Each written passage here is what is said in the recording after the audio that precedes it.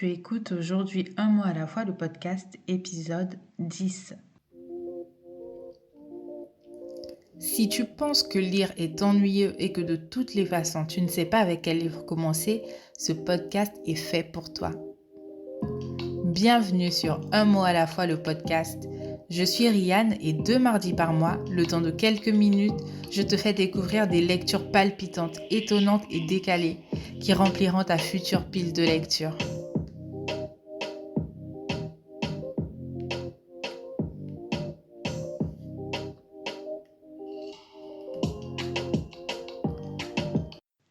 Bienvenue, bon retour sur le podcast, ou je devrais plutôt dire bon retour à moi, parce que c'est moi qui ai mis quelques semaines à te sortir cet épisode, ce nouvel épisode.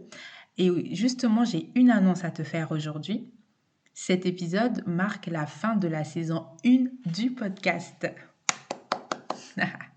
Enfin, on arrive à la fin de la saison 1. Bon, j'avais prévu ça depuis le début, mais tu le savais peut-être pas, mais en tout cas, les saisons je prévois de faire des saisons pour ce podcast et à chaque fois, les saisons durant 10 épisodes. Donc voilà, on arrive au dernier épisode de la première saison.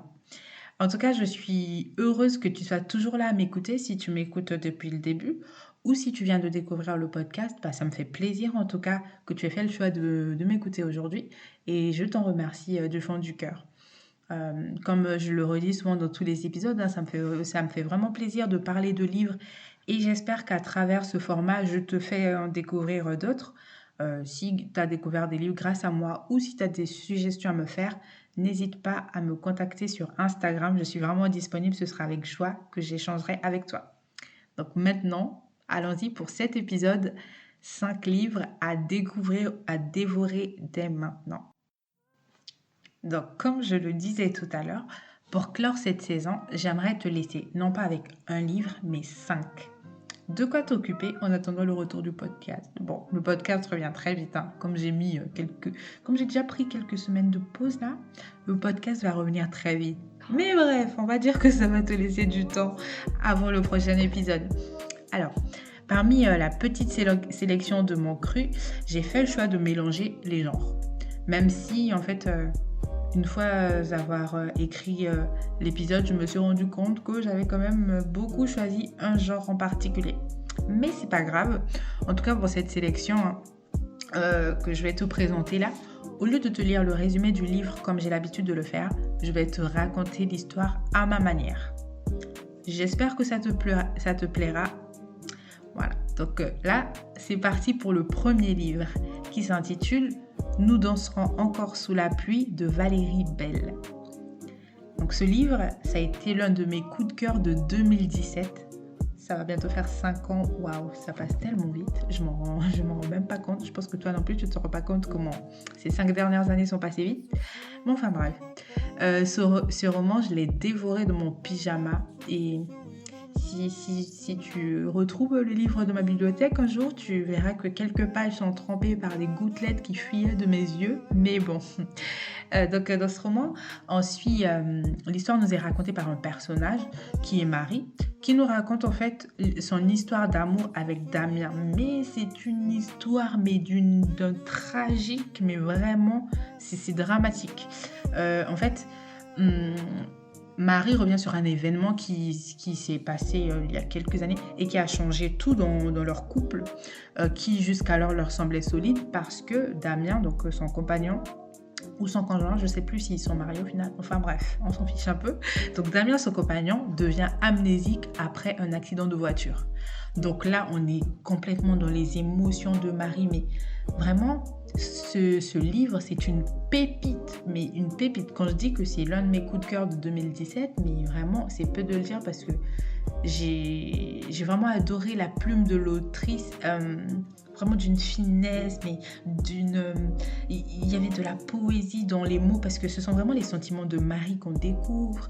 Donc sa peur de perdre son compagnon, la joie d'apprendre qu'il allait s'en sortir, son désarroi lorsqu'elle apprend qu'il a un accident, son désarroi face à son amnésie, le choc et tout ça, mais vraiment toutes ces émotions mélangées, ça fait un cocktail, mais mon pépite, franchement, Si tu aimes bien le genre du drame, les histoires d'amour un peu compliquées, un peu torturées, pas les trucs tout mignons, voilà, ou tout coule de source, mais vraiment, essaie de lire Nous danserons encore sous la pluie.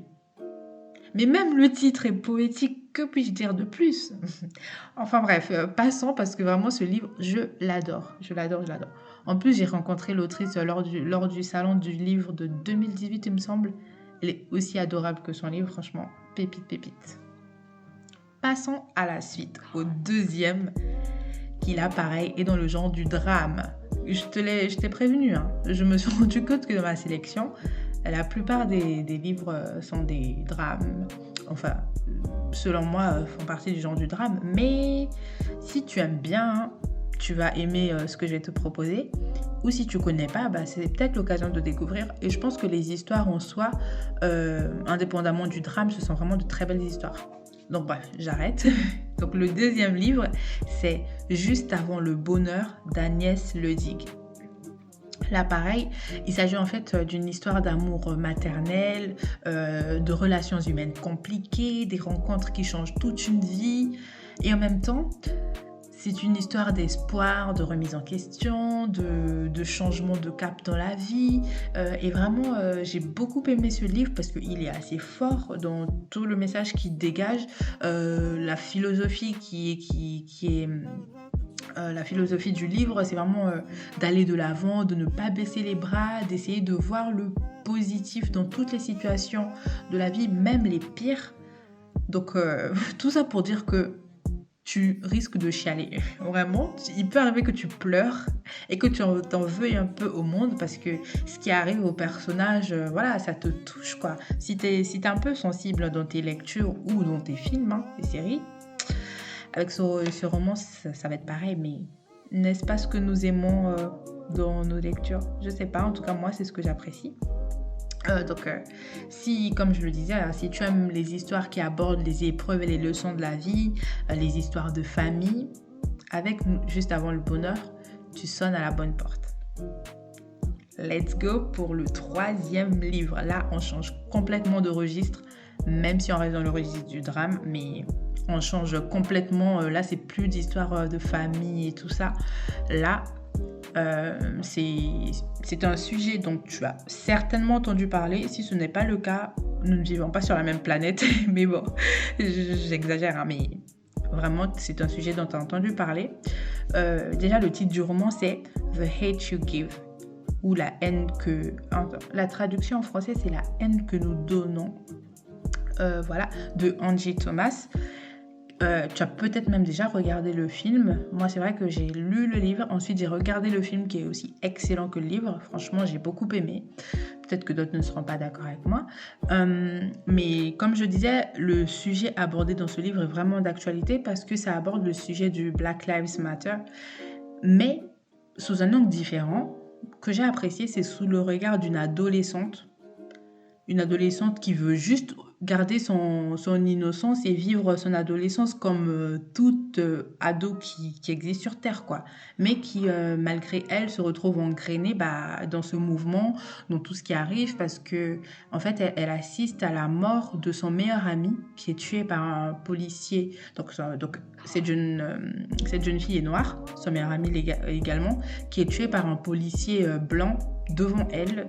Comme ça, lors d'un contrôle, voilà, le policier tue son meilleur ami et après, ça part hyper loin. Voilà, vraiment, j'ai beaucoup aimé. Franchement, c'était poignant comme livre et comme je disais, d'actualité.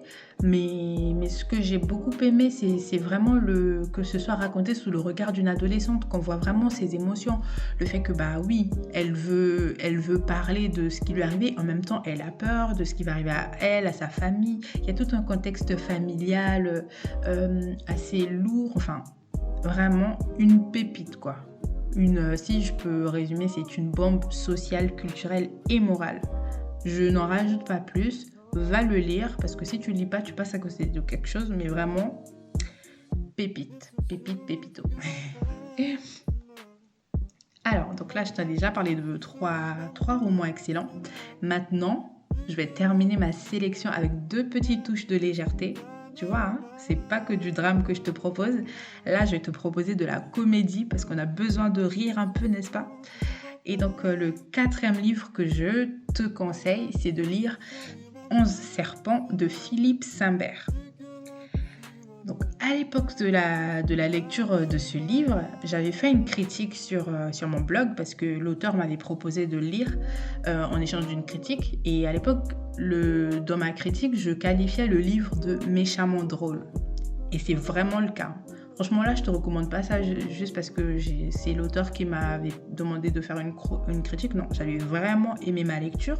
Et si tu retrouves cet article de blog un jour, voilà, tu verras plus de détails. Mais en gros, pour résumer, c'est l'histoire d'une riche cousine qui convie ses proches à un jeu assez machiavélique parce que là, les participants doivent se montrer plus drôles et machiavéliques que les autres. Et la récompense à la clé, c'est la moitié de la fortune de cette cousine. Donc tu t'imagines bien comment chaque personnage va essayer d'être excellent, d'être plus excellent que les autres pour gagner le jeu. Donc là, vraiment, si tu aimes bien les histoires comme ça, ce genre d'histoires de famille avec héritage à la clé, tu as frappé à la bonne porte, hein. Au menu, tu as avidité, fourberie et surtout beaucoup de rire parce que tu as une brochette de personnes là, mais vraiment, franchement, à lire. Si tu as vraiment besoin de légèreté, de passer un bon moment et tout ça, n'hésite pas à lire En serpent. Donc, je vais enfin clore cette sélection avec un livre, ou plutôt devrais-je dire une série, que j'ai lue il y a pratiquement 10 ans. J'étais encore au lycée. Alors, déjà le titre. Hein. Le titre, c'est Une irrésistible envie de sucrer de Meg Cabot. Donc le titre est très girly et tout ça. Et effectivement, hein, j'aime pas trop classer les genres comme ça, mais bon, quand tu vois la couverture, c'est du rose, c'est un cupcake et tout ça, comme l'indique le titre. Mais c'est pour tout le monde peut le lire, hein, que tu sois un homme, une femme, on s'en fiche. Si tu veux passer un bon moment, lis ce livre parce que c'est une comédie, il y a de la romance aussi, il y a un peu de suspense et tout ça, il y a un peu de meurtre, mais vraiment, je me souviens d'avoir passé un très bon moment, surtout que l'autrice c'est Meg Cabot, comme je disais, et c'est une des autrices qui a bercé mon adolescence, pas mon enfance, n'abusons pas, mais qui a bercé mon adolescence, parce que vraiment, j'ai adoré ces livres. Je ne sais pas si tu connais Journal d'une princesse, il y a même un film qui avait été tourné en 2004 ou 2000, bref, dans les années 2000 avec Anne Hathaway qui joue la princesse. C'est tiré du livre du même titre, écrit par Meg Cabot. Donc quand je te dis que cette autrice a bercé mon adolescence, c'est peu de le dire. Et vraiment, j'ai beaucoup aimé ce livre et il me semble que je l'avais lu lorsque j'étais en seconde. Donc je ne me souviens plus de tous les détails précisément parce que je ne l'ai pas rouvert depuis. Hein, et c'est une trilogie, donc il y a 3 tomes, mais je me souviens très bien de l'histoire. En gros, on suit une jeune femme, Heather Wells, qui devient concierge dans une résidence étudiante, il me semble. Et là, il y a 2 meurtres, il y a 2 filles qui meurent sur la résidence. Et du coup, Heather, c'est pas du tout son métier, mais elle est persuadée que c'est un meurtre et tout ça. Elle veut enquêter parce qu'elle est un peu fuineuse sur les bords. Et Heather, ça s'appelle une irrésistible envie de sucrer. Pourquoi ? Parce que c'est une jeune femme qui a des petits complexes, qui aime beaucoup, qui apprécie la nourriture et qui a un ex qui lui a fait savoir que elle apprécie un peu trop bien la nourriture, mais elle se retrouve à travailler avec le grand frère de son ex. Enfin bref, une bonne comédie romantique comme on les aime, n'est-ce pas ? Mais vraiment très drôle et j'ai beaucoup aimé. Et je t'assure que si tu commences le premier tome, tu deviendras addict et tu auras envie de le lire la suite. Donc essaie si tu veux tomber dans l'addiction du sucre, là, comme moi. Essaie, tu verras.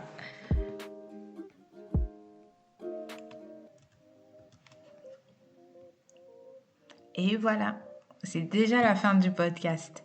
On se retrouve donc dans 15 jours. Mais d'ici là, je suis toujours heureuse d'avoir de tes nouvelles. Alors, n'hésite pas à me dire ce que tu lis en ce moment, tes envies, tes projets, si tu as commencé ou si tu as envie de commencer l'un des romans que je t'ai présenté dans cet épisode, enfin, ce que tu veux, quoi.